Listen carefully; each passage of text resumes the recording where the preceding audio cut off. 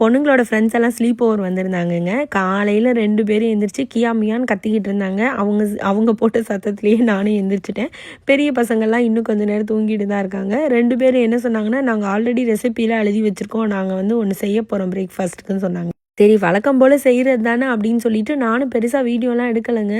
கடைசியில் ஒன்று செஞ்சதுக்கு அப்புறம் தான் ஐயோ இவ்வளோ அழகாக பண்ணியிருக்காங்களேன்னு சொல்லிட்டு வீடியோ எடுக்கவே ஆரம்பித்தேன் நான். சம்டைம்ஸ் குழந்தைங்க நம்மளால கூட முடியாத விஷயங்களை கூட அசால்ட்டாக செஞ்சுட்டு அவங்க வாட்டுக்கு இருக்காங்க க்யூட்டாக. அந்த மாதிரி தான் இன்றைக்கி நார்மலாக பேன் கேக்கு நானும் என்னென்னவோ விதவிதமாக செய்வேன்.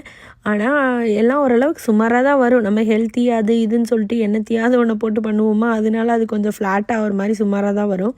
ஆனால் இன்றைக்கி இவங்க 2 பேரும் சேர்ந்து நல்லா ஒரு 3 எக்கு போட்டு அது இதுன்னு எல்லா திங்ஸும் போட்டு நல்லா பண்ணியிருந்தாங்க. ஆக்சுவலாக வீடியோவில் கூட அவ்வளோவா தெரியல. இது வந்து பார்த்திங்கன்னா ஒரு 3 பேன் கேக் வச்சா எவ்வளோ நல்லா ஃப்ளஃபியாக வருமோ அந்தளவுக்கு நல்லா ஃப்ளஃபியாக வந்துச்சு. அதுக்கப்புறம் பார்த்திங்கன்னா அந்த பேன் கேக்கு மேக்கர் இருக்கு இல்லையா, அதுலேயே ஊற்றணுன்னா அந்த மூடியே திறந்துட்டு வர அளவுக்கு அது புஷ்ஷுன்னு வந்துச்சுங்க. சூப்பராக இருந்துச்சு. உள்ளெல்லாம் நல்லா ஒரு கேக் சாப்பிட்ற மாதிரி ஒரு ஃபீல் இருந்தது. அவ்வளோ சூப்பராக பண்ணியிருந்தாங்க. இதில் இடையில கொஞ்சம் சாக்லேட் சிப்ஸ்லாம் போட்டு மேலே கொஞ்சம் டார்க் சாக்லேட் சிரப்லாம் போட்டு சூப்பராக சாப்பிட்டாங்க. எனக்கு ரொம்ப பிடிச்சிருந்துச்சு. இதுலேருந்து நான் என்ன கற்றுக்கிட்டேன்னா, சின்ன பசங்க தானே, அவங்க என்ன பண்ணிட போகிறாங்கன்னு நம்ம நினச்சிட முடியாது. அவங்க நமக்கு தெரியாத பல விஷயங்களை கூட ஈஸியாக சாதிச்சுட்டு அசால்ட்டாக இருந்துருவாங்க அப்படின்றது தான்